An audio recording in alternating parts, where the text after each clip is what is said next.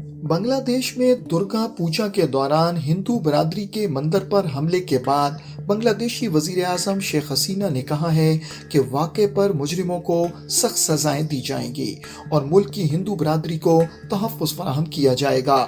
شیخ حسینہ کی حکومت مسلسل ملک میں ہندو برادری کی سیکیورٹی پر بات کر رہی ہے، لیکن جس طرح وزیر اعظم نے ہندوؤں کی سیکیورٹی کو انڈیا کی قیادت سے جوڑا، یہ پہلے کبھی نہیں دیکھا گیا۔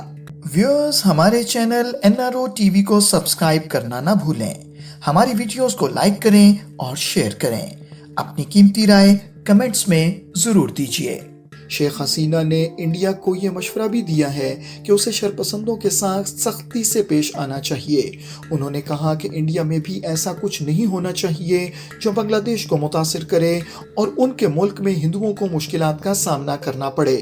شیخ حسینہ نے کہا کہ اگر انڈیا میں ایسا کچھ ہوتا ہے تو ان کے ہاں ہندو متاثر ہوتے ہیں۔ انڈیا کو بھی اس حوالے سے محتاط رہنے کی ضرورت ہے۔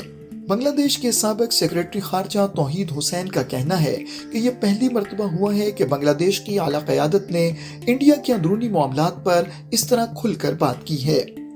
ان کا کہنا ہے کہ عام طور پر انڈیا کو ایسا واضح پیغام نہیں دیا جاتا، حالانکہ اس پر بات ضرور ہوتی ہے۔ جب انڈیا کی حکمران جماعت BJP کے سب سے طاقتور شخص نے بنگلہ دیش کے بارے میں غلط زبان استعمال کی تھی، تب بھی بنگلہ دیش نے اس طرح کھل کر بات نہیں کی تھی۔ انڈیا میں سن 2019 کے لوک سبھا انتخابات سے قبل امت شاہ نے بنگلہ دیش سے غیر قانونی طور پر آنے والے پناہ گزینوں کے بارے میں سخت زبان استعمال کی تھی۔ اس پر بنگلہ دیش میں کافی مظاہرے کیے گئے تھے، لیکن اس کے باوجود بنگلہ دیش کی حکومت نے کھل کر کوئی بات نہیں کی تھی۔ شیخ حسینہ نے جو کچھ بھی کہا ہے اس پر تعجب کا اظہار کیا جا رہا ہے، مگر سوال یہ ہے کہ شیخ حسینہ انڈیا کو آخر کیا پیغام دینا چاہتی ہیں۔ توحید حسین کہتے ہیں کہ پیغام واضح ہے۔ بنگلہ دیش نے انڈیا میں نسل پرستی پر مبنی واقعات پر رد عمل کیا ہے۔ شیخ حسینہ نے واضح طور پر کہا ہے کہ انڈیا کو اس پر توجہ دینی چاہیے۔ ان کا یہ بیان بالکل درست ہے، کیونکہ سب نے دیکھا کہ 1992 میں بابری مسجد کے انہدام پر کیا ہوا تھا۔ سن 2014 میں انڈیا میں BJP کی حکومت کے قیام کے بعد سے انڈیا میں سیکولرزم کے مستقبل پر مسلسل بحث جاری ہے۔